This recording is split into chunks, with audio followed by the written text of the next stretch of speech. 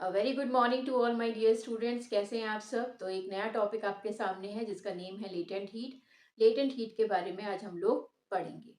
तो बच्चों, आप क्या जानते हैं लेटेंट हीट के बारे में। लेटेंट हीट का मीन्स एक सिंपल वर्ड्स में अगर बोला जाए तो इसे कहते हैं हिडन एनर्जी, छुपी हुई एनर्जी। छुपी हुई एनर्जी क्या मतलब हुआ छुपी हुई एनर्जी का। एक्चुअली वो एनर्जी जो कभी भी सामने दिखाई ना दे, बस अपना काम करते पीछे से ही और कभी सामने ना आए, ऐसी एनर्जी को हम छुपी हुई एनर्जी या फिर हम सिंपल वर्ड्स में दे देते हैं टेक्निकल टर्म जिसका नेम है लेटेंट हीट। क्या सेंस है उसको आज हम यहाँ पर डिस्कस करेंगे, समझेंगे। ठीक है, देख लीजिए। हमने एक आइस ले ली, सपोज हमने एक क्रश्ड आइस ले ली है और आइस को हमने मेंटेन करा है 0 डिग्री सेल्सियस पे। ठीक है, क्योंकि 0 degree Celsius is the temperature at which the ice maintain its nature. अब क्या है कि आइस अपने आप को कन्वर्ट करवाएगी वाटर में, दैट मीन्स लिक्विड में। तो वो लिक्विड जो होगा वो भी 0 डिग्री सेल्सियस पे ही मेंटेन रहेगा, टेम्परेचर चेंज नहीं हुआ है। दूसरी बात ये है कि आपने टेम्परेचर चेंज नहीं करा, लेकिन आपने हीट प्रोवाइड करा। This is a symbol of heat, delta sign mention कर दीजिएगा। एक ट्रायंगल बना देते हैं, this is a symbolic name या सिंबॉलिक स्ट्रक्चर ऑफ हीट। तो आप इसने इस तरीके से एक सिंबल बना दीजिए, या नॉर्मली आप इसको ऐसे भी लिख सकते हैं। अगर आप इसमें कन्वीनियंट है तो आप हीट लिख दीजिए, ठीक है, कोई प्रॉब्लम नहीं है। अब क्या करा, आइस वाटर में चेंज हो गई। अब आपने टेम्परेचर देखा कि यहाँ पे टेम्परेचर तो जो है वो बिल्कुल सेम है, वहां पे भी 0 डिग्री सेल्सियस है, यहाँ पे भी 0 डिग्री सेल्सियस है। There is no change at all in temperature, but we are providing continuously a small amount or a limited amount of energy. Continuously हम प्रोवाइड करा रहे हैं, ठीक है। ऐसी एनर्जी देखिए जब कभी भी कोई भी स्टेट चेंज हो, स्टेट बदले। स्टेट क्या है, ये सॉलिड है and this is liquid state. भाई स्टेट बदल रही है ना, सॉलिड से लिक्विड में जा रही है। जब कोई स्टेट चेंज हो जाए but there is no change in temperature, that is consider to be the latent heat. Latent heat का मतलब होता है हिडन एनर्जी, जो आपने हीटिंग प्रोवाइड करानी है लेकिन उसका टेम्परेचर चेंज नहीं हो रहा है। टेम्परेचर चेंज नहीं होता है लेकिन उसको हम टेम्परेचर चेंज नहीं करवा रहे, टेम्परेचर चेंज नहीं हो रहा है बट हीट हम कंटिन्यूअसली दे रहे हैं। ऐसी एनर्जी क्या कहलाती है, लेटेंट हीट कहलाती है बच्चों। अब दूसरी बात यहाँ से ये अराइज हुई कि अगर ये इसमें चेंज हो रहा है, ये कंटिन्यूअसली इसमें चेंज हो रहा है, तो ये हीट जा कहाँ रही है एक्चुअली। ये कहीं ना कहीं तो यूज हुई होगी, तभी तो स्टेट चेंज हुई है। तो ये एनर्जी एक्चुअली ब्रेक कर रही है बॉन्ड्स को। आप इसे इंटर न्यूक्लियर बॉन्ड्स कह सकते हैं, इसे आप फोर्स ऑफ अट्रैक्शन कह सकते हैं। तो आइस के पार्टिकल्स का जो फोर्स ऑफ अट्रैक्शन था, उस आइस के पार्टिकल के फोर्स ऑफ अट्रैक्शन को ब्रेक डाउन करने के लिए ये हीट यूज्ड हो गई। ये हीट जैसे ही यूज्ड हुई, उसने बॉन्ड्स को इतना ज्यादा अपनी जगह से एक तरीके से मूव करा दिया, वैसे ही उसकी स्टेट चेंज हुई और उसके बॉन्ड्स ब्रेक हो गए। वो एनर्जी क्या कहला दी गई, लेटेंट हीट कहला दी गई। दूसरी बात ये इसी में कि यहाँ पर ओनली एंड ओनली ब्रेक कर रहा है बॉन्ड्स को, but this is not increase the kinetic energy. ये काइनेटिक एनर्जी को नहीं बढ़ा रहा है। ये पॉइंट आपको ध्यान रखना पड़ेगा कि we are providing a limited amount of energy that will break the bond only, but it will not increase the kinetic energy.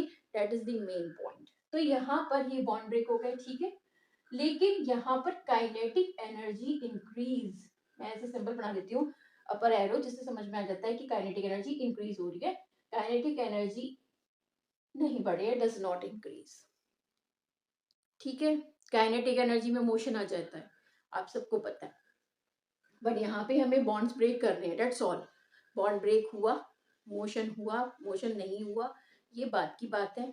लेकिन आपको सिर्फ एक बात याद रखनी है कि सॉलिड से लिक्विड स्टेट में जब वो चेंज हो रहा है, तो ऑब्वियस सी बात है कि सॉलिड के पार्टिकल्स के बीच में जो फोर्स ऑफ अट्रैक्शन था वो वीकन हो गया होगा। जब वीकर हो गया होगा तो वो लिक्विड स्टेट में चला गया होगा। लेकिन उसके पार्टिकल्स अपनी जगह छोड़ के नहीं जा रहे, वो वहीं पर हैं क्योंकि उनके पास वो sufficient amount of kinetic energy नहीं है। ये कहलाती है लेटेंट हीट। अगर मैं ये बात बोल दूं, देखिए अब यहाँ पर वाटर है, ठीक है, 0 डिग्री सेल्सियस पे टेम्परेचर विल बी सेम यहाँ पे रहेगा। बट अगर यहाँ पर वाटर नेक्स्ट स्टेट में आ जाए और सपोज कर लीजिए कि ये वाटर 15 डिग्री सेल्सियस पे पहुंच गया, इतनी एनर्जी दे दी आपने कि वो 15 डिग्री सेल्सियस पे पहुंच गया, तो ऑब्वियसली बात है उसके बॉन्ड्स भी ब्रेक हो जाएंगे। और दूसरी बात, इतनी एनर्जी होगी कि वो थोड़ा मोशन भी शो कर पाए, होगा या नहीं भी होगा, आगे फर्दर और टेम्परेचर इंक्रीज कर देंगे तब भी हम ये मान सकते हैं। लेकिन ये अब लेटेंट हीट नहीं कहलाएगी जब हम इधर से इधर जाएंगे, ये हमारी लेटेंट हीट नहीं, ये लेटेंट हीट है, यहाँ से यहाँ जाने पर वो लेटेंट हीट कहलाई जा रही है। तो ये कौन सी एनर्जी है भाई? जब ये लेटेंट हीट नहीं है तो कोई ना कोई तो नाम होगा ना इसका। इसका नाम है स्पेसिफिक हीट। इसे कहते हैं बच्चों स्पेसिफिक हीट। तो क्या हो गया, स्पेसिफिक हीट और लेटेंट हीट में डिफरेंस क्या हो गया? स्पेसिफिक हीट में टेम्परेचर चेंज होता है when you are providing a limited or sufficient amount of energy, and in latent heat the temperature will not change if you are providing a sufficient or limited amount of energy. That is the main difference between these two. ठीक है, तो आपको ये अपने mind में set करके रखना है, ठीक है। लेटेंट हीट के बारे में बात ये होगी। दूसरी बात, लेटेंट हीट दो टाइप्स की होती है। पहली कौन सा टाइप हो गया? लेटेंट हीट ऑफ फ्यूजन, ठीक है। फ्यूजन मेल्टिंग को कहते हैं।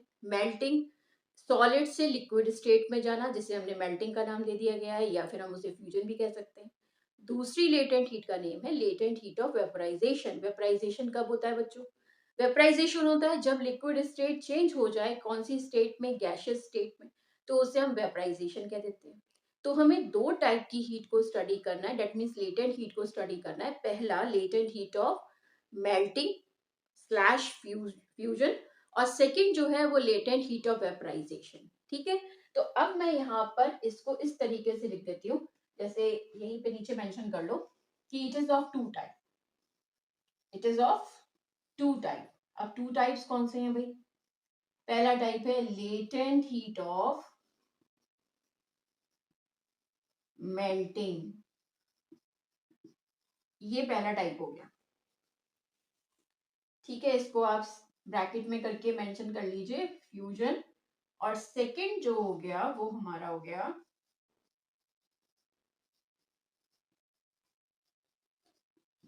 Latent heat of vaporisation. Melting क्या है? मेल्टिंग में सॉलिड से लिक्विड में जाना, वेपराइजेशन में लिक्विड से गैसेस में ट्रांसफर होना। ये दो हमें पार्ट्स स्टडी करने हैं इसके। तो एक एक करके हम दोनों के बारे में बात करेंगे। सबसे पहले बात करेंगे हम फ्यूजन के बारे में, मेल्टिंग के बारे में, ठीक है। तो जरा अब इसको मैं रब कर दे रही हूँ।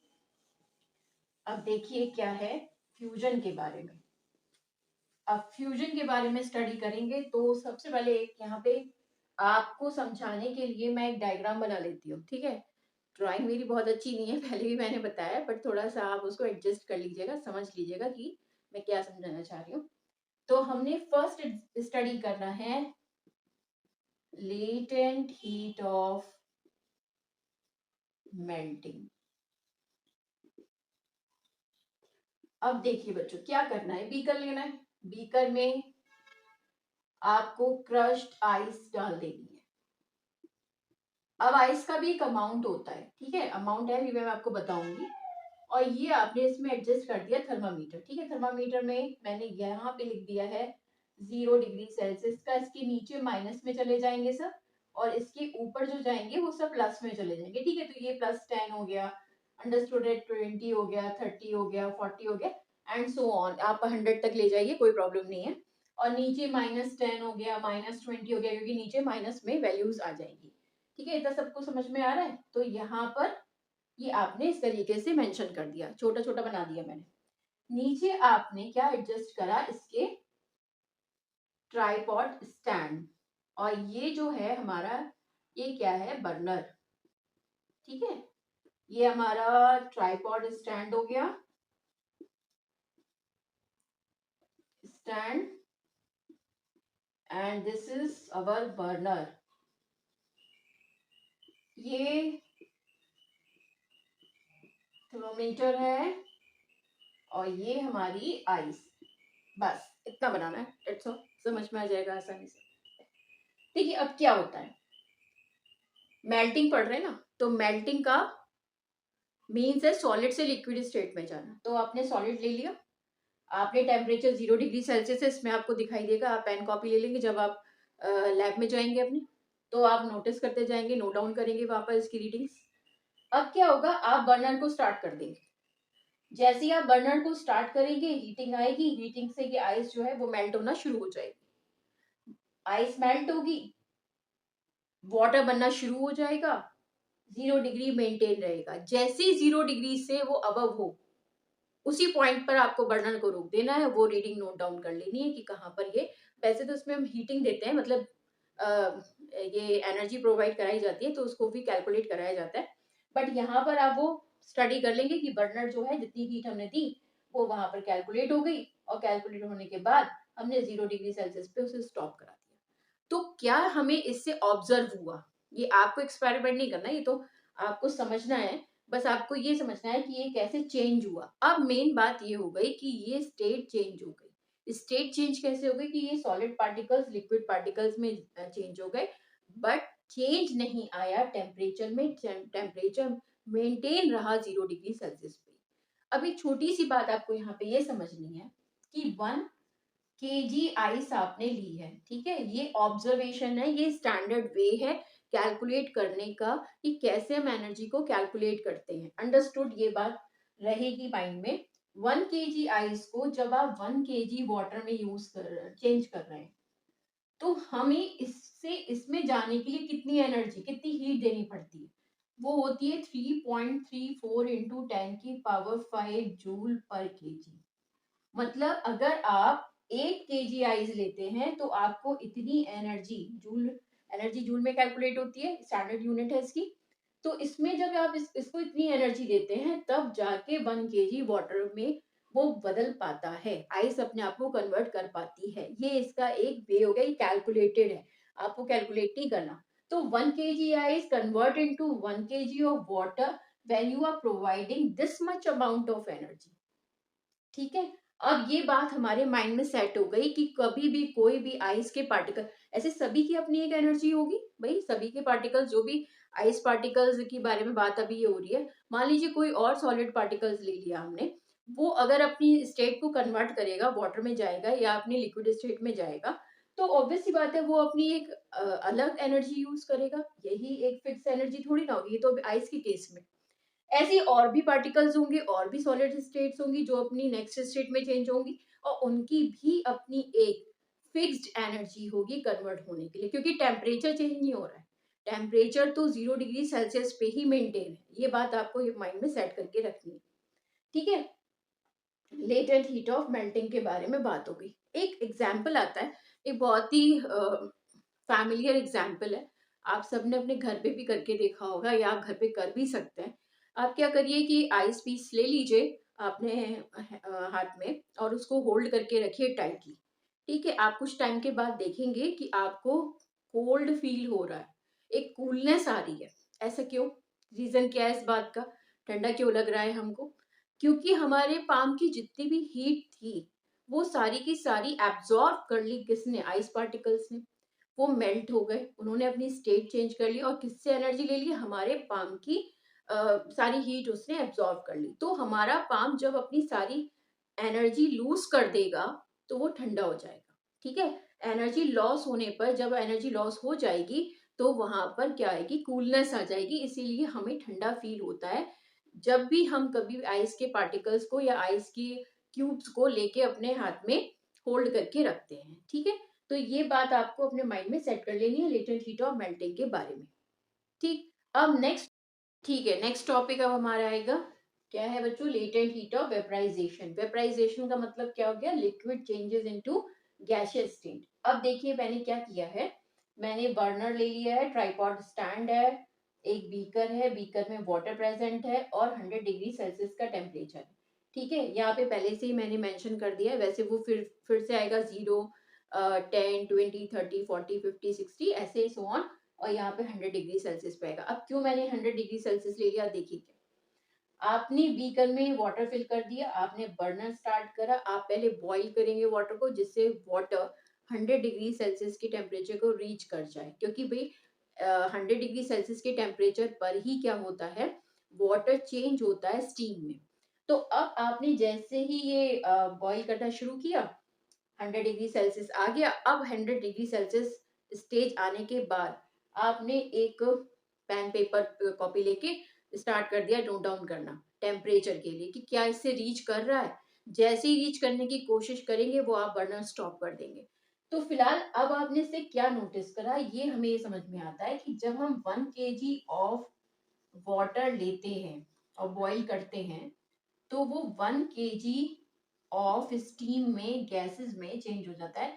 तो मैं इसे गैसेस लिख देती हूँ, या वेपर्स भी मेंशन कर दें।